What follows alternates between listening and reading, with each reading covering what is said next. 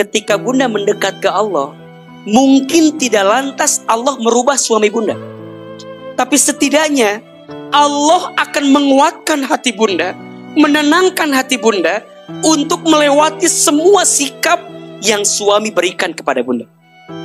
Boleh jadi bunda tuh mendekat ke Allah, biar dengan caranya Allah lembutkan hati suami bunda. Maka gak ada yang sia-sia jadi istri yang baik. Allah tahu air mata bunda, Allah tahu doa-doa bunda. Maka bunda jangan pernah bilang, kayaknya Allah gak tahu ya kalau saya sudah jadi istri yang baik. Enggak, Allah tahu. Hanya mungkin yang bikin bunda sakit hati, selama ini tujuan bunda itu bukan Allah. Tujuan bunda hanya suami. Makanya mohon maaf, melembutkan hati suami bukan tentang caranya, tapi melembutkan hati suami tentang bagaimana sikap bunda dengan Allah. Karena itu yang akan menguatkan bunda bersama Allah ketika menghadapi suami bunda. Gimana cara melembutkan hati suami? Setidaknya ada 5 yang bisa bunda lakukan. 1, suami dan istri 2 keadaan yang berbeda secara sifat dan karakter. Mereka disatukan. Pertanyaannya, apa yang bisa menyatukan mereka? 1 kata kuncinya, Allah. Jadi rumusnya, bunda, teteh, sayang akan memahami jadi istri yang baik kalau selama jadi istri dekat sama siapa? Allah. Karena yang mendekatkan hati suami istri bukan hatinya, tapi yang mendekatkan hati suami istri Allah yang melembutkan hati suami istri begitu. Makanya mohon maaf, coba dibuka surat Ar-Rum ayat 21. Dan di antara tanda-tanda kekuasaan Allah, lihat, ini rumus. Bunda sayang yang menakdirkan suami bunda jadi suami bunda itu siapa? Allah. Karena 2 orang disatukan itu kehendak dari siapa? Allah. Mohon maaf, ada orang yang kenalnya lama tapi nggak jadi jodoh, ada tidak? Ada orang yang kenalnya baru tapi jadi jodoh, ada tidak? Siapa yang berkehendak? Allah. Ini rumus. Yang sedang menanti jodoh terbaik libatkan Allah. Karena yang menjadikan itu berpasangan siapa? Allah. Mana kalimatnya? Dialah Allah yang menciptakan untuk kamu sekalian ajwajan, pasangan. Saya mau bilang begini, rumah tangga itu apa? Sekolah yang paling lama. Yakin bunda yang lebih senior, lebih panjang perjalanan. Ini mah motivasi buat yang baru-baru nikah, yang baru mungkin 5 tahun, 6 tahun nikah. Ustadz, saya mah rumah tangga tim berat. Tenang, semua ada fasenya. Dan Ahilman percaya, masing-masing rumah tangga diuji dengan ujian masing-masing. Mohon maaf, ada rumah tangga yang diuji dengan pasangannya. Boleh jadi mohon maaf, pasangannya waktu susah mungkin bertahan. Kadang banyak yang tidak betah dan bertahan ketika lagi ada di atas. Kalau patokannya paras, pasti ujian di rumah tangganya bab parasnya juga. Berpaling kalau ada yang lebih cakep dikit. Kalau perempuan, istri jarang lihat laki-laki yang lebih ganteng. Kalau suami, laki-laki boleh jadi melihat yang bening dikit berpindah beralih. Makanya mohon maaf, ngejar cantik mah, apalagi fisiknya, nggak ada habisnya.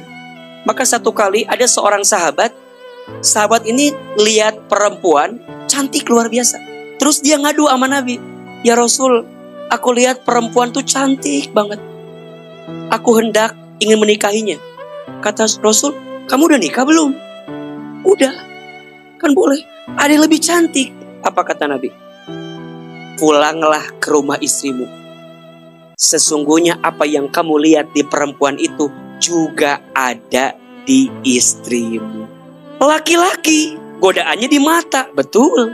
Perempuan godaannya mungkin bukan di mata, di telinga. Makanya perempuan mah godaannya jadi istri luar biasa. Dengar tetangga lebih banyak gajinya, goyah.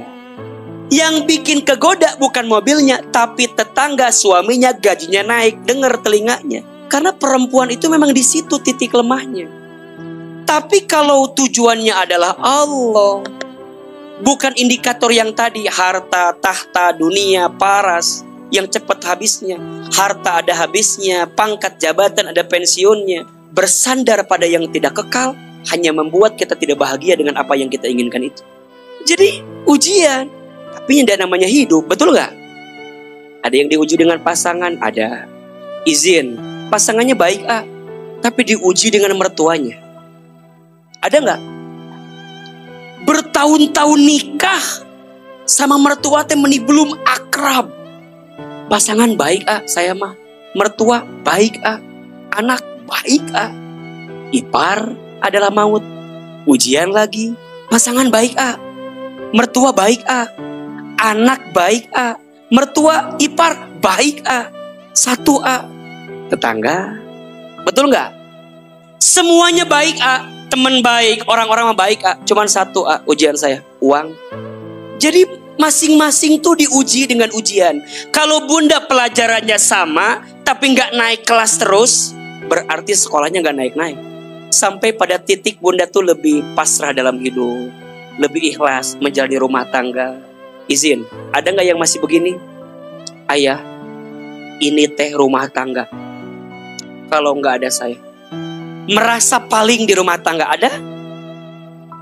Rasanya belum naik kelas rumah tangga.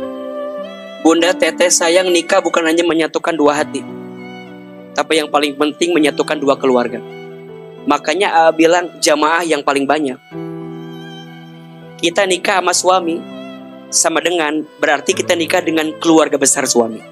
Karena masih ada rumah tangga yang suka bilang, aku mah hanya mau kenal sama kamu. Bunda kalau udah nerima suami berarti nerima siapa? Orang tuanya, nerima iparnya, betul nggak? Nerima uanya, nerima bibinya, nerima temennya, nerima kelebihannya, nerima kekurangannya. Udah sampai situ apa belum? Biasanya yang bikin bertengkar nggak kuat dalam rumah tangga karena bunda nggak paham kalau rumah tangga itu jamaah yang paling banyak.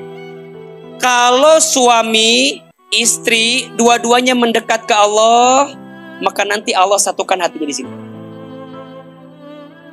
Tapi kalau suaminya jauh ke Allah, tapi istrinya sibuk mendekat ke Allah, maka dia akan punya cinta bertepuk sebelah tangan.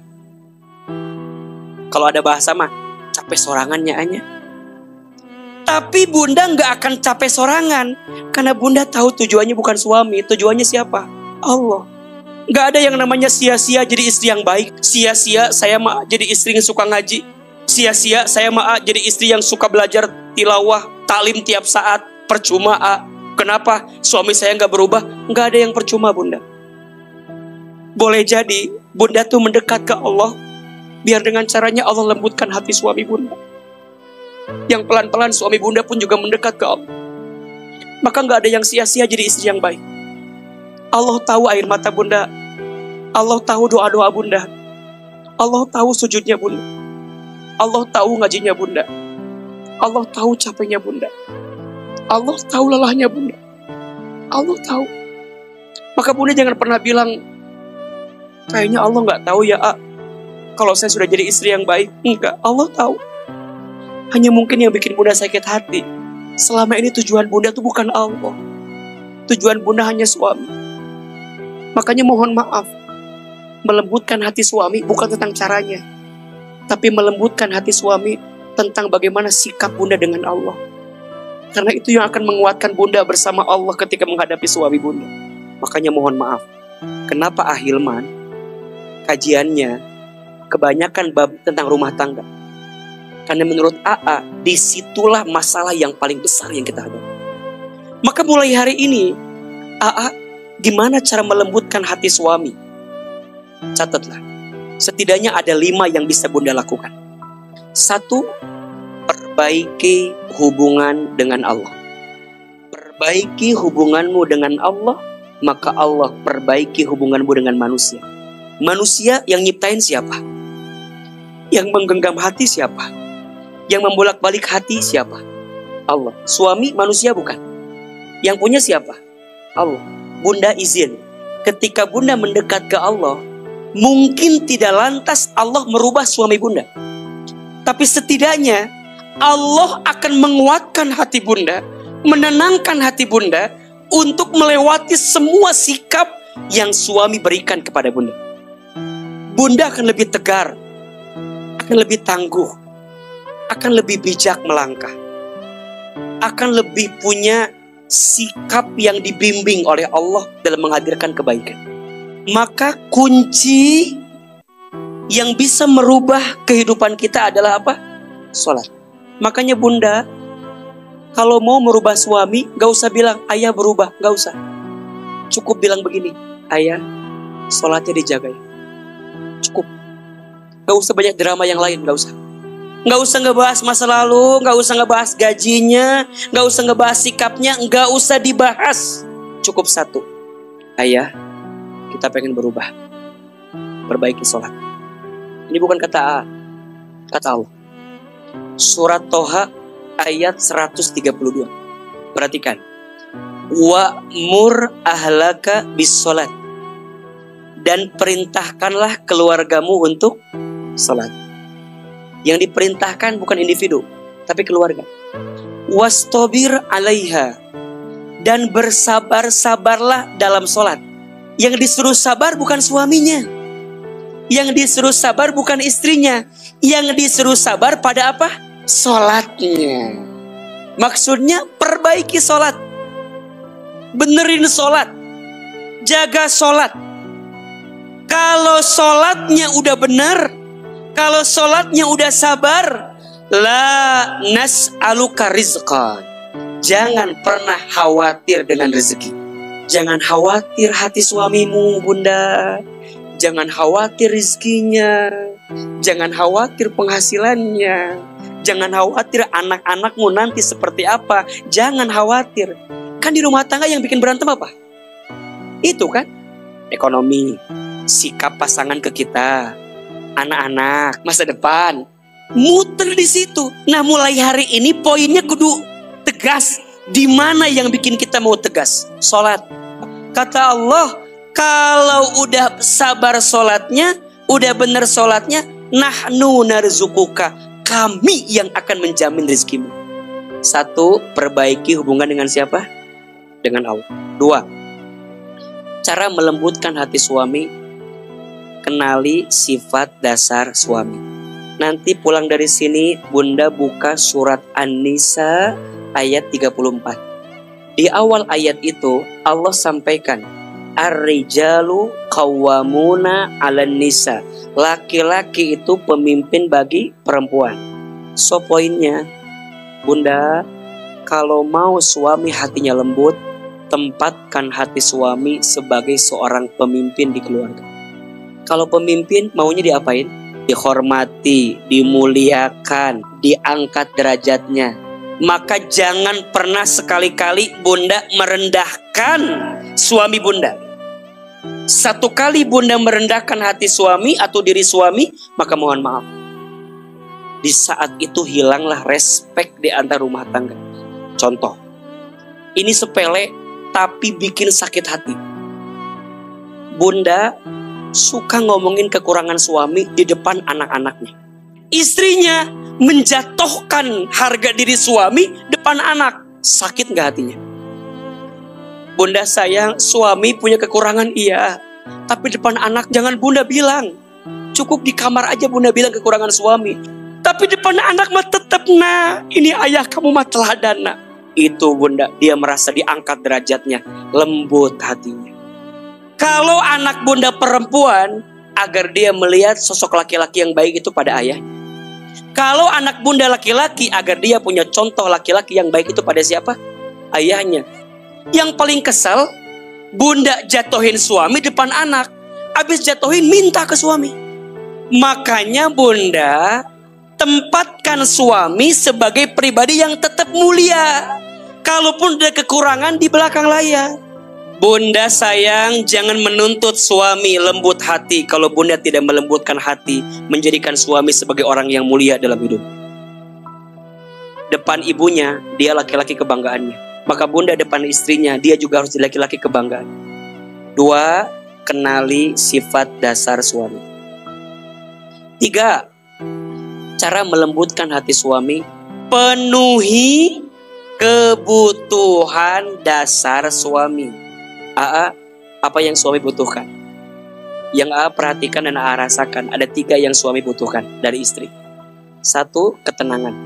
Al-mar'atu kal qamar warrijalu kasyams. Perempuan itu seperti rembulan, laki-laki itu seperti matahari. Maka bunda, belajarlah jadi rembulan di malam hari. Suami pulang, lihat istri, kudu jadi rembulan di malam hari. Terang, bersinar. Bunda tahu Khadijah kan? Sering bilang, Khadijah itu istri yang kalau ditatap wajahnya menenangkan hati suaminya. Nabi lagi gelisah, lagi takut, pulang ke rumah, lihat Khadijah, hilang ketakutannya. 1, ketenangan. Suami butuh ketenangan. Puaskan matanya. 2, kemuliaan. Suami itu senangnya kemuliaan. Berarti apa yang bikin dia mulia dan bahagia, puaskan nih perutnya. Makan.